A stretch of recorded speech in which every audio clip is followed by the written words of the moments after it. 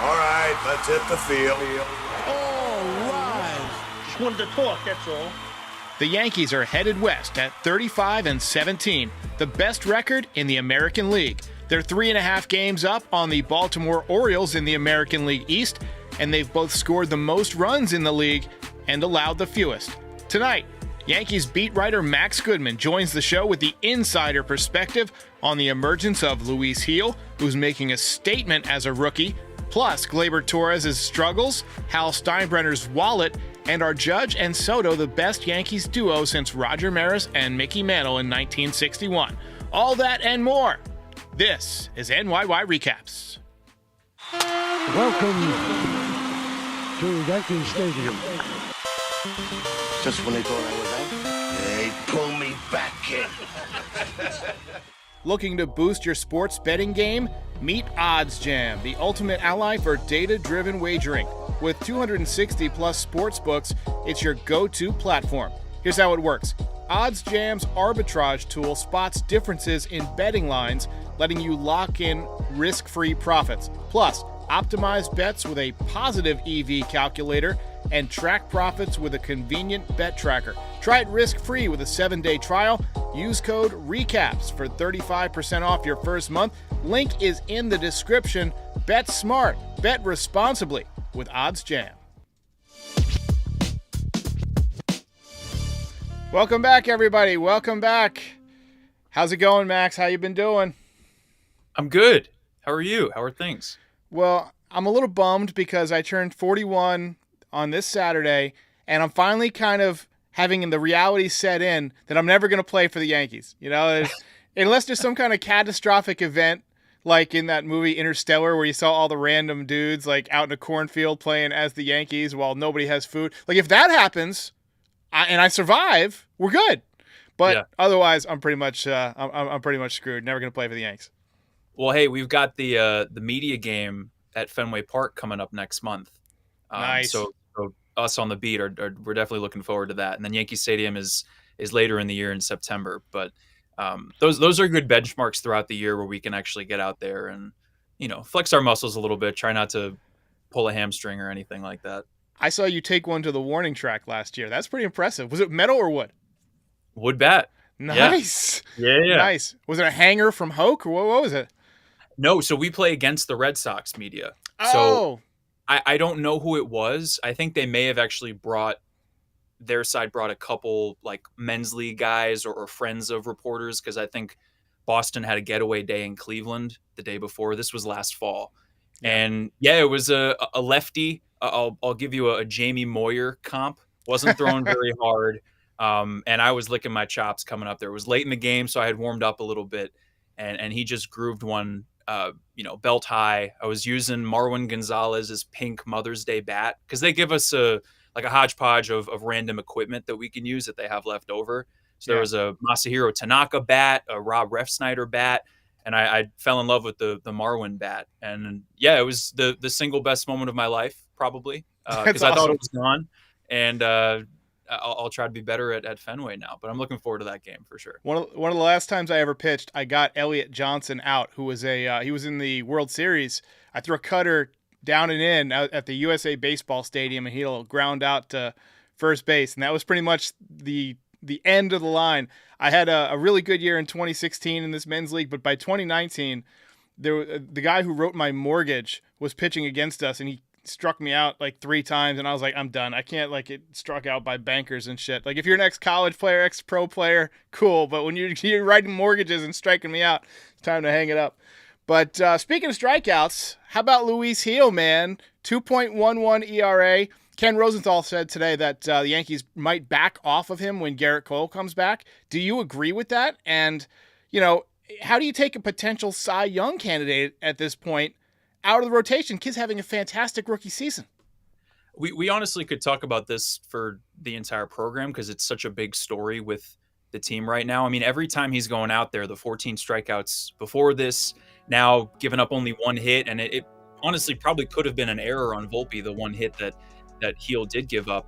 The numbers are historic. He's pitching his way into the history books. He's showing what he can do when healthy, because again, this is his first full season since undergoing Tommy John surgery. a couple of years ago. And that's the bottom line, Derek, is that I don't think the Yankees should overexert him here, as good as he has been.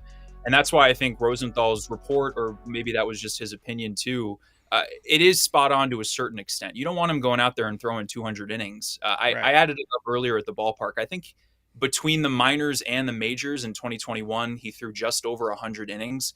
And that's the most that he's ever had in his pro career in a single season.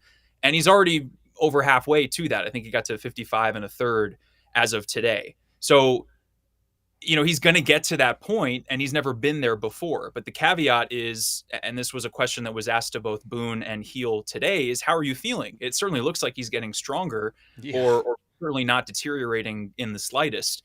And the consensus is that he's doing good. And that's a testament to, one, the fact that he's healthy, but two, just the routine that he has, and learning from the Matt Blake and the rest of the coaching staff, but also Garrett Cole, who he calls like his teacher, and a part of the coaching staff for him, and having that routine and learning to execute and get better between starts and continue to improve with the secondaries. That was what, when I asked Boone what has impressed him the most today with Gil, it was the fact that he can use his fastball or his changeup or his slider in any count. And he was showing that today, as he has in every single start. So they've got a little bit of a pitching predicament on the horizon here, where, you could make a case for Gil sticking around. I think you could make a case for maybe taking Nestor out because he's got the highest ERA, but he's been so good at home.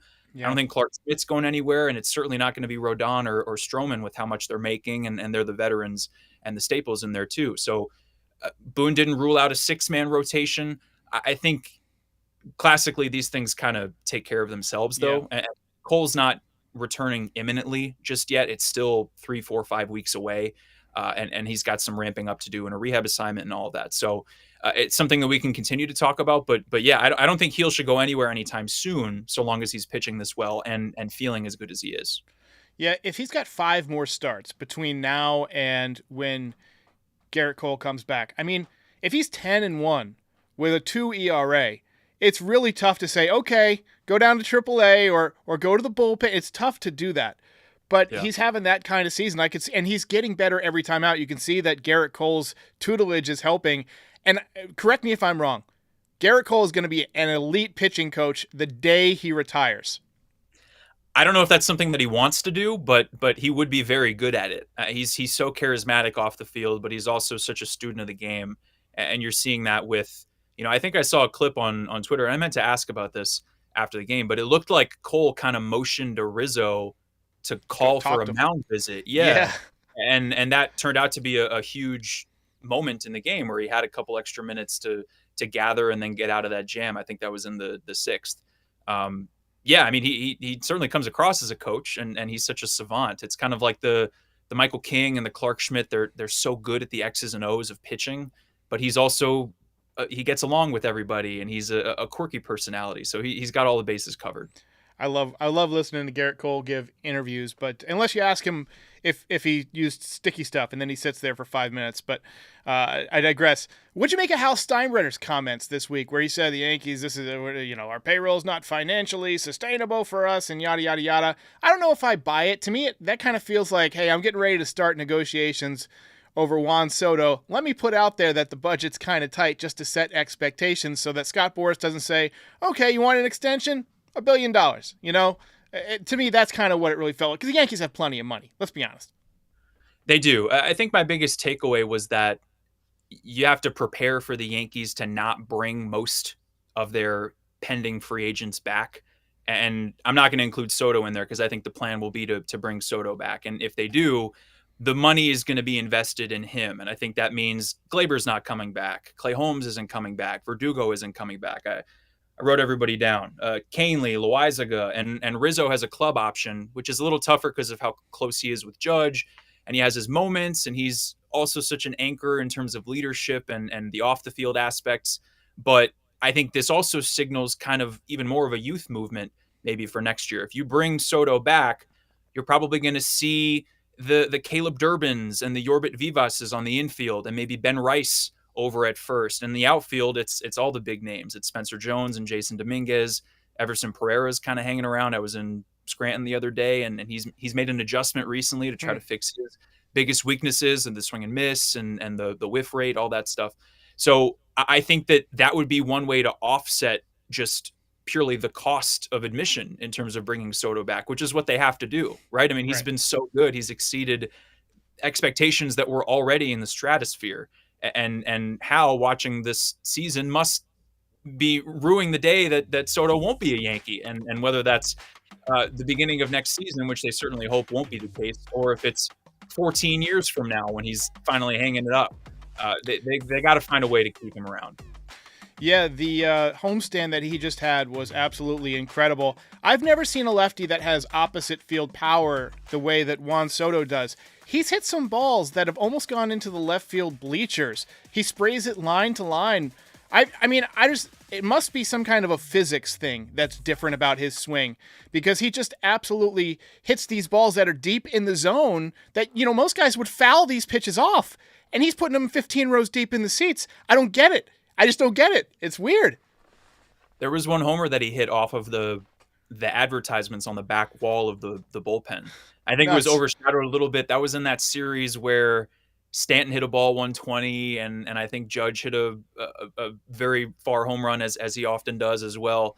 But you're right. I mean, he's got power to all fields, and that was kind of why the narrative was, oh, he's a lefty, he's going to tear up the short porch. I don't think he's even hit one short porch homer so far. When he does pull it, it's to the bleachers and right.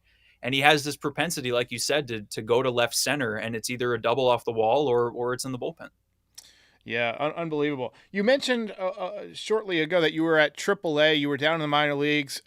You had written an article about Will Warren, who is one of the Yankees' top pitching prospects, who last I saw had a 7-point-something ERA in the minor leagues this year. What's the story with him? Is it a mechanical thing? Is he just getting hit harder by the better hitters as he moves up, or what's the deal? The sense that I got, and mind you, I was only parachuting in for one day, so I was hoping to get to see him at his best, because he is a very talented pitcher, and that hasn't gone away despite the 7.62 ERA. But he gave up 9 earned runs, the most that he has in a single game in his pro career, against the AAA Mets. I mean, Ji-Man Choi hit this home run. Speaking of lefties going to left center, I think it was like 440 feet or something like that. But yeah, the sense that I got while I was there was that he's just missing his spots. He's getting into not great counts, and he had this adjustment period, because I did get a chance to talk to him very briefly after the game, which was a 12-1 loss. So kudos to him for taking a couple minutes to talk, which is exactly what he's going to have to do when he is in the big league. So that's good practice for him. But what was I saying? Remind me what I was saying. You had a minute to talk to him, and kudos to him for taking the time. He gave up 9 runs. Yeah. Last year when he did get called up to AAA, I remember he had an ERA over 6, I think, for his first chunk of starts. And that's kind of the thing with him right now, that he's just trying to figure out and make sure that he can trust his stuff. I think that's the bottom line, because we saw in spring training, he was on the brink of winning a spot in the opening day roster. I think if Luis Gil didn't have that one start in Clearwater and really start to get hot towards the end of March, it would have been Warren that would have made the team. In fact, I think I might have even said to you that I thought it was going to be Warren, because he was pitching so well. So it really just comes down to maybe he's getting unlucky. He's missing over the middle. He's getting behind in the count where he has to go to his fastball in certain situations. It really a perfect storm in the worst way. But like I said, I mean, he does have the talent to perform, as a reason why he's such a highly touted prospect. And it's ironic in a way that the Yankees haven't needed anybody like that. Their rotation has just been so reliable and stable and historically effective. I mean, you look at the numbers, they've been so good. There hasn't been a stretch like this in Yankees franchise history, I believe, in terms of their last 11 starts. So someone is going to go down even when they have Cole coming back, and Warren's going to try to figure it out before then, because he might be that guy that gets called up. So speaking of the minor leagues, DJ LeMahieu is working his way back through the bushes. He's supposedly going to possibly be back when the Yankees play the Angels on the West Coast trip. Did you have a chance to see him at all? And if so, how'd he look? I didn't. He was in Brooklyn the last couple of days with Hudson Valley, and then he was in Somerset before that. I do make a lot of minor league trips, but I just didn't cross over with him. Do you think that when he comes back, he's still going to be the leadoff man, or do you think that Volpe's kind of? I feel like Volpe with a 16-game hitting streak, hitting over 320 the last 15 or so games. I feel like he's kind of seized that leadoff spot and taken it away from DJ. Right. That's my thinking too. I think a couple of weeks ago, maybe I would have said, if a healthy LeMahieu and maybe second half LeMahieu of last year, because he's not going to recapture his old batting title form necessarily, but he looked much better at the end of last season. And Volpe was struggling for a little bit once he did move to the leadoff spot. But that clip right there, I wanted to bring up. I mean, that's something that LeMahieu isn't capable of, right? That's stretching a single into a double, then stealing third, and putting Soto in a position where all he needs to do is just get the ball through the infield, and it's an insurance run. And that's such a valuable thing to have at the top of your order. Not to mention the fact that Volpe does have the power to go the other way and hit a ball into the seats. And like you said, the hitting streak is great, but he's getting on base. He's working the count. I mean, he's seeing so many pitches per at bat. I think one of my favorite moments recently in the clubhouse, post-game press conferences is Carlos Rodon was asked about the length of the lineup, and he just went on this tangent, like going through each different person from Volpe to Soto to Judge, and was like, man, this lineup is really good. I didn't realize how good it was. But when he was talking about Volpe, it's, you've got a guy who's going to see 5-6 pitches, and that Soto's looming on deck, so you don't want him to get on because then he's going to steal second. And Soto is hitting almost 500 with runners in scoring position. So, yeah, again, not to say that LeMahieu doesn't get on base when he's at his best.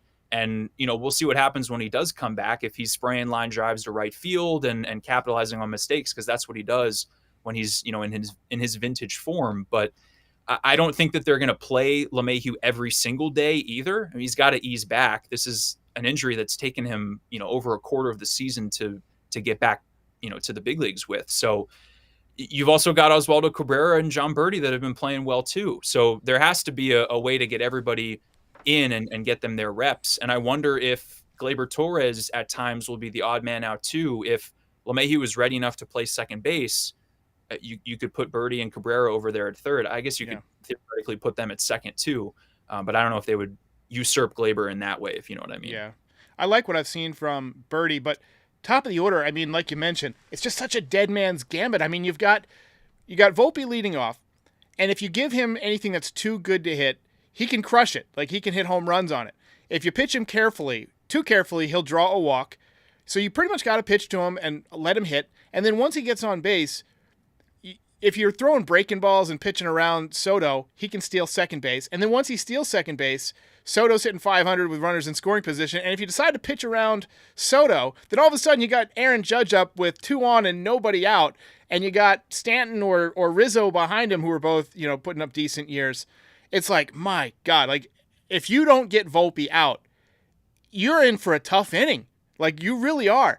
And Soto doesn't let up against anybody. That's why I like him batting in front of Aaron Judge, and I'm glad they stuck with that, because he'll pass the baton. Like, that's his game. He's not going to go out of the zone no matter, who's hitting behind him, right? So I would rather him pass the baton to Judge in a spot for a 3-run home run than pass it to, Rizzo or someone who's not as dangerous, right? So, I mean, it's just the best top of the order that I've ever seen, and we'll touch on that. But you mentioned Gleyber Torres. Is it physical? Is it mental? I mean, he's shown some signs of life lately, but he's not Gleyber Torres that we've seen in the past. What the hell's going on? I'm not sure. Yeah, there really aren't that many encouraging signs in his advanced metrics either. And I feel like we had this exact same conversation a couple of weeks ago, where you look at his baseball savant page, and it's not like the Austin Wells situation where he was hitting the ball really hard and getting unlucky.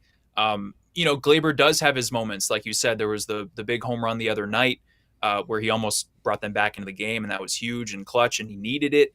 But he hasn't been able to turn those flashes into consistent, production. And you almost feel for him, because this is his big chance to get a huge contract. And at this point, if this continues, one, I do think that he'll get a little less playing time as the season goes on, because if everybody's healthy, someone's not going to be in the lineup every day. And two, you wonder what contract he is going to get in free agency. Is it a situation where he signs a 2-year deal with an opt-out or something like that, when this is his big year? He's what, 27, 28. This is his chance to get a 8-figure contract and I don't know if he's going to get it at this point. So it's a very long season, and whenever we ask Boone or hitting coaches or anything like that, they're very fond of Gleyber, and they always say that we're not worried about him. He's going to figure it out. But it's been over 50 games at this point. At a certain point, he's got to try something new, or remember when he was hitting leadoff and he didn't have it there either. So you can't even move him to a different part in the lineup because he's already in the bottom half and bottom third. Do you have any idea when Yorbit Vivas or Chase Hampton are due back? We're getting a lot of questions in the comments about that. Vivas is on a rehab, I believe. And when I inquired about that the other day, because he'll go back to AAA when he is healthy, the sense that I got from Trevor Amicone, who's the hitting coach there, was that one, they're extremely excited about him, and his offensive profile is tailor-made for Yankee Stadium and what the Yankees like, because he's a contact guy and he's also got huge pull side power. But two, it's that he's finally getting closer. That was something where he had a fracture on his face from something that happened in spring training, worked all the way back, and then I think he played in one game and he just wasn't feeling right. It was still almost like the situation with Anthony Rizzo. I believe would be a decent comparison to that. So they're just taking it really slowly, trying to be super cautious, because as much as it's been 2+ months now, and that's a long time in the span of his development for right now, it's a blip on the radar for his long-term picture. And he hasn't played that much in AAA in his pro career, looking back to what he did with the Dodgers. So getting him back and having an extended stretch for him to really show what he can do and continue to develop, it might put him in a position to be the starting second baseman next year. I don't think we can rule that out necessarily. All right, let's finish off with one I'm going to put you on the spot. Who would you say is the team MVP right now, Aaron Judge or Juan Soto? So Soto's been more consistent. Judge has a higher OPS and more home runs, and he plays a tougher position. What do you got? Oh, man. And I have to choose one of them? You got to pick one, baby. There can be only one. I want to say Soto, but in terms of recency bias, I'll go with Judge, just because of what he means to the team overall. And there was something that Boone said today. He was in the dugout and he, leaned over to Brad Ausmus and was like, look up at the scoreboard. His OPS is over 1,000. And, less than a month ago, it was in the 700s, right? He's just been on one of those vintage tears recently.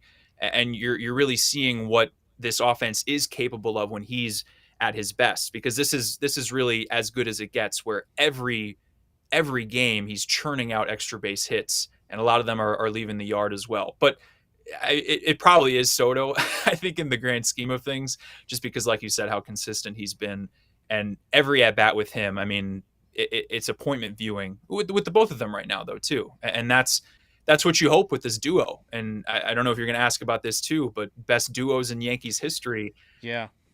This has got to be up there, right? And it makes you wonder what they'd be capable of if they do lock down Soto for a decade and beyond.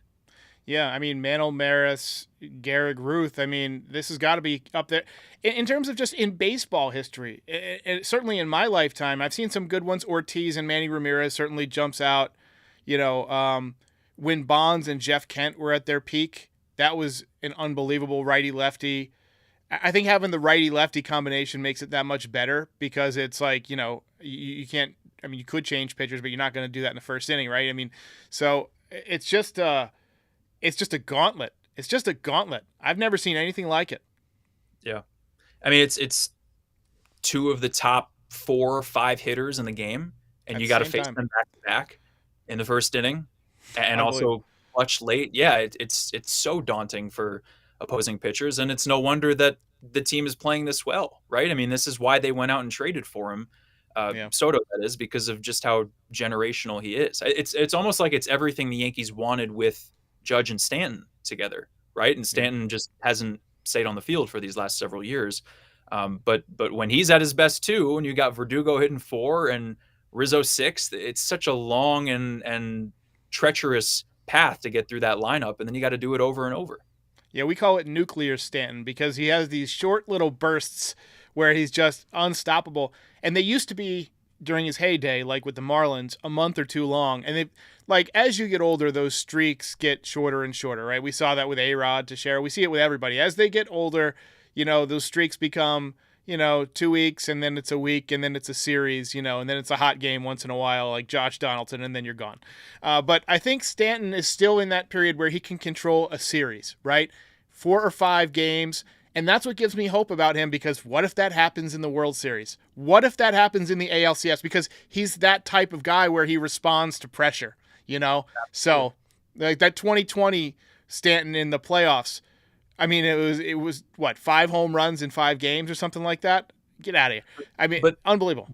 That's my response to whenever I hear a fan criticize Stanton, is as bad as he has been in the regular season at times, including when he's just not on the field at all because he's been hurt so much, what he's done in the postseason is commendable across the board. And he's also been so accountable and candid to the media. Like, he's handling that aspect of being in New York so well.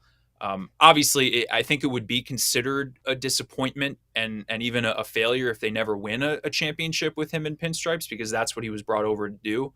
And he certainly hasn't lived up to just the grand scheme of things, the expectations that the former MVP that was coming over from the Marlins.